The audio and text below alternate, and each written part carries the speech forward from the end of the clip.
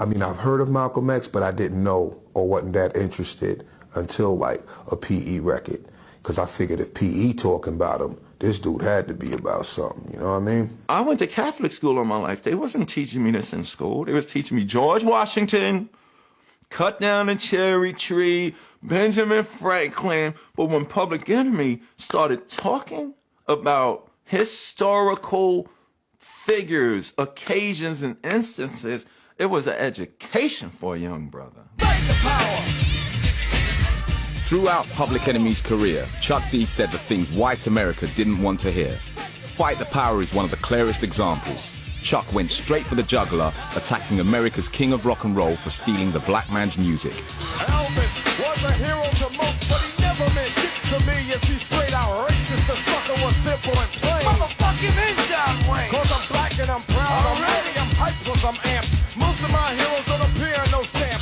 Elvis was a hero to most, but he never meant shit to me. He was straight out racist. Like that was unheard of. People weren't doing that kind of name dropping like that. What Chuck was doing was saying, you know, enough of these white heroes. We want to celebrate some other heroes as well, you know. It was shocking. It was shocking.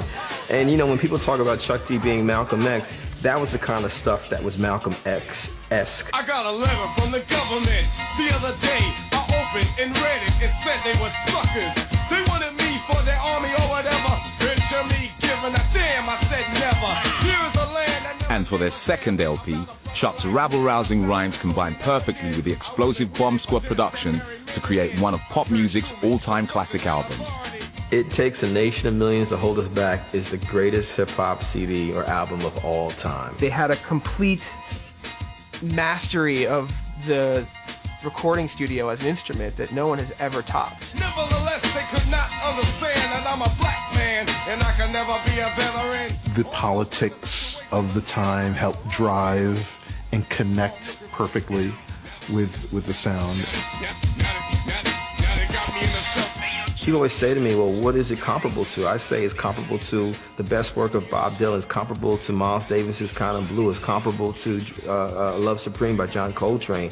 It's the Beatles' White Album. Listen, I see it on their faces. First come, first serve basis. Standing on line, checking the time. Homeboys playing the curve, the same ones they used to do earlier. I was mesmerized by it, you know, and I tell everyone who wants to understand hip-hop, no matter what area you're from, you've got to listen to Nation of Millions from top to bottom, because from there you can see the strands that created NWA and Dr. Dre. You can see the strands that created Timbaland and Missy Elliott. You can see the strands that created Kanye West and Eminem and all these other folks. It's all there. Succotash is a meal for kids that make cash, selling drugs to the brother man instead of the other man. Rather than sister. I'm talking about me. It Takes a Nation of Millions sold 500,000 copies in its first month of release.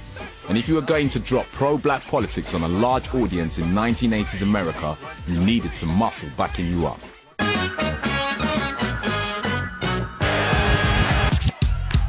Griff, Mr. Martial Artist.